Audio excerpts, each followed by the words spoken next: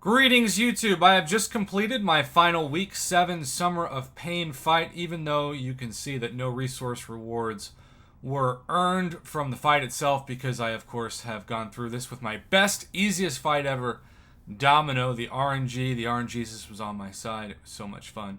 I came in with 7 level 1 revives. What my strategy is every week for the Summer of Pain, I don't care about any other content right now because the rewards are by far, for the amount of work, the best for the Summer of Pain. If you can even just get 1 point a week, you're going to be so thankful by the end of the period, and we still have over a month left.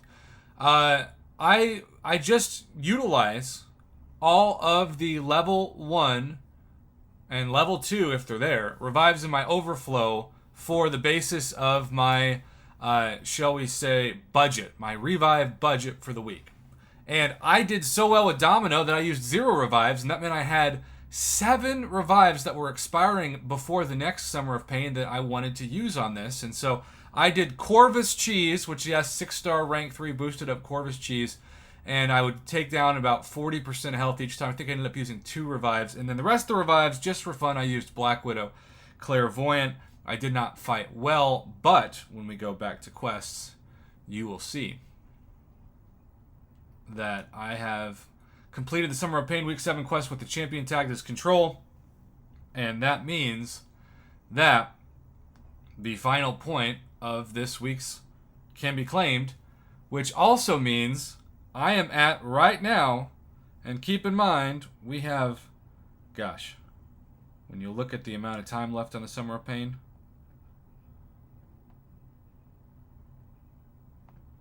34 days, and I'm at 19 points. Never, ever thought I would get there with my skill. If it was to end today, I would get the 2,250 Tier 3 Alpha Catalyst Fragments. I'd get 25 generic 6-star Signature Stones. I would get the 6-star Nexus Crystal, which I still think is going to be mutant at this point. And the 2 Tier 5 Class Catalyst Selectors, both of which also I think will be mutant. So all that is to say, as I claim, so I'll show you what I've done. I have in my overflow, and I'm not pretending that everybody's overflow is like this, but this is mine. So you see that this one level 1 revive? 6 days and change left on it that would have expired before next Summer Run. Well, I used just the perfect allotment. I'll claim it. And then you can see in 6 days, 7 days, I've got all these boosts that are overflow thanks to the Solo Supreme crystals, which the boosts in those things are as relevant to my progression as anything, and I get them, of course, for free.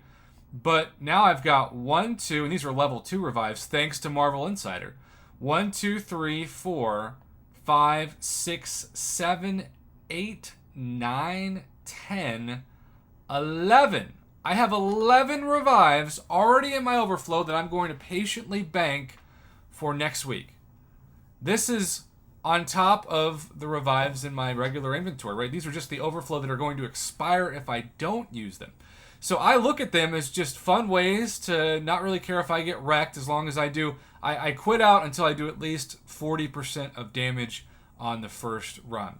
A lot of people out there who have a lot more skill than I do and a lot more pride than I do would say, you got to wait until you either one-shot them or you get them down to 20%. Well, good for you, buddy.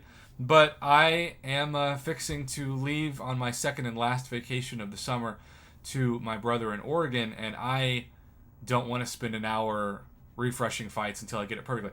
It cost you what it cost you, as they say.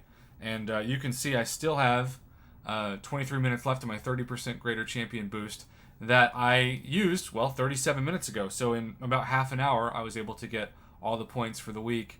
And 25 generic 6 stones also puts me in a position with my 6-star 6 stones to where I will be almost, it's so funny, I'll be too short at this point of maxing out.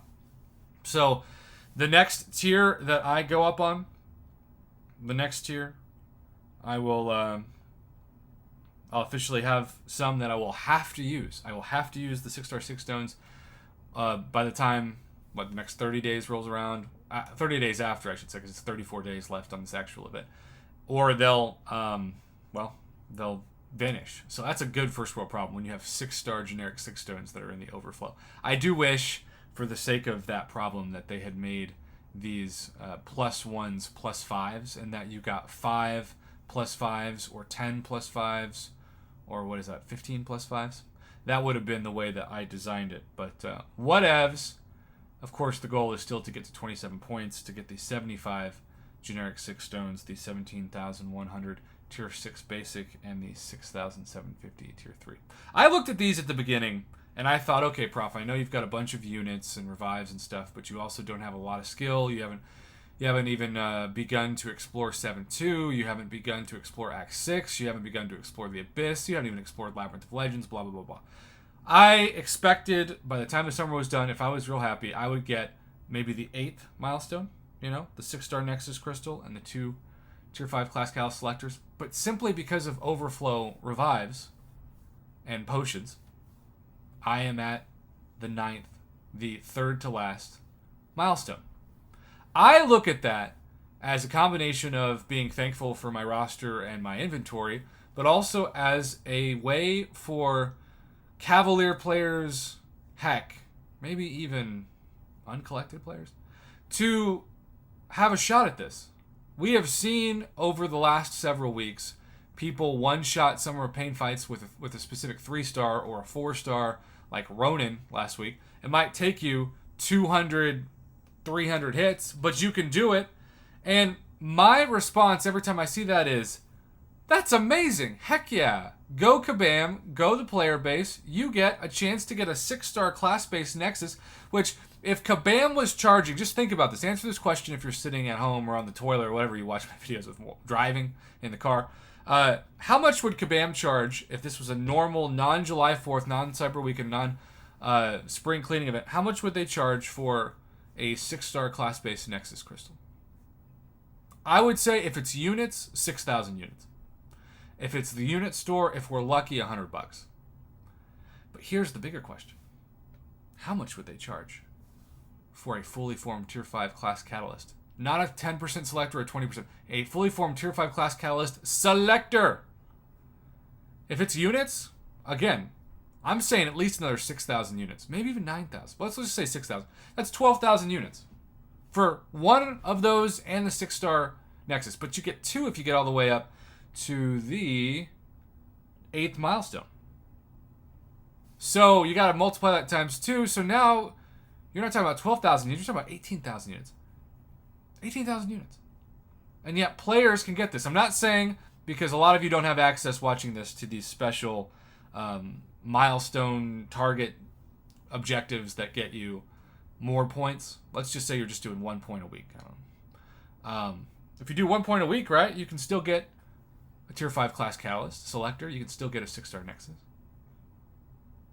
I think Kabam has given the average Cavalier player, the really skilled or loaded uncollected player, and certainly the Thronebreaker player, and the people that I've been hearing that are saying, oh, this event's way too easy. I hate that rant so much. Same people who complain Gwynpool Goes to the Movies was too easy. Same people who maybe complain 7.2 was too easy. Look, I don't speak on behalf of the elitist douchebags in this community, of which there are several. The people that always comment when you post gameplay, I'm way better than this. You suck. I've never been hit in my life. I'm going to go eat some more Cheetos in my mom's basement. No. I speak for the player like myself that gets wrecked. A lot. Somebody like my man, the rad bad dad, who when you face Kingpin in the arena, you'll lose like 30% of the time because you hate fighting a 6-star rank 3 Kingpin in the arena, even though it's Kingpin, right? That player base. This is the greatest thing to ever happen to you all. This is the greatest thing to ever happen to you all. Because you get, we're going to say even conservatively, 10,000 units worth of incredible rare items for the chance to be free. And for those of you who are on the other side of things, because we've got 2 extremes of this event. We've got the people who say it's way too easy and it's beneath them. Screw that. But we also have the other people who say, this event's BS because my game keeps lagging and glitching. Well, it's a zero energy fight. If it lags, if it glitches, restart the fight. You lose nothing. You can restart the fight 1,000 times. And just don't keep it until you've taken down at least, like me, at least 40 to 50% of the health in the first try. If you keep having to use revives because you take 2% health off them on their first try and you don't restart the fight, that's not on Kabam, that's on you, buddy. Overall, I love this. I'm going to be talking about the Summer of Pain forever as the gold standard of fair fights. I don't put them as super easy or super hard. Yes, some weeks are easier than others, but they're fair. Usually also the people who say they're super easy have a Thronebreaker roster with multiple rank 3 6-stars. I love to play this game because I like to put up those big yellow numbers and wreck people, okay? I do that out of fun. I'm not going into this like, man, I hope I have a 1,000-hit fight. That would make me so happy today. No, I would feel like I'm a sociopath. If you're a sociopath, that's okay. Honestly, if you're really good at a 1,000-hit fight, I have the full respect for that. You've never seen somebody who has less patience and respect for 1,000-hit fights than me. This is like me when I play Texas Hold'em with my brother. He likes to spend 12 hours. I'll go all in on my first hand and say, screw it. I either double my money or I'm going to play some free online slots. There you go, YouTube. That's my thought on this. I know this is longer than usual, but I don't care. I had a lot to say on it. I've heard two extremes of this event. I've heard people complaining it's too easy, and I've heard people complaining that are conspiracy theorists that Kabam is intentionally sabotaging the parry and dex and everything to make more money off of this. So many times those players will just automatically burn a revive because they sucked on the first attempt, and that's 100% on them. Practice. Literally, no energy cost. There's no reason. You can restart it 1,000 times. It's just people. Some people have to find something to complain about, no matter what is a blessing. I have a colleague of mine that's a huge Kansas City Royals and Chicago Cubs fan, and when I met him, he said he was depressed in life because his teams have never won. They won back-to-back World Series, and I was so happy for him, and I thought he was going to be happy, and I went up to his office, and he looked just as depressed as ever, and when I said, your teams have won back-to-back World Series, why aren't you thankful? He said, why couldn't they have done it when I was younger? Well, that just means you're clinically depressed, and you're always going to be depressed no matter what happens in your life. That's a blessing. Look at this as a blessing. Kabam hit 1,000 home runs with it, and I don't care if you're Cavalier, Thronebreaker, or even Uncollected, you can do this, and that for the rewards is the greatest thing we've seen so far, particularly for free-to-play players who can't afford July 4th sales or Cyber Weekend sales or spring cleaning sales. This is your July 4th. This is your spring cleaning. This is your Cyber Weekend. Look at it like that and be freaking thankful.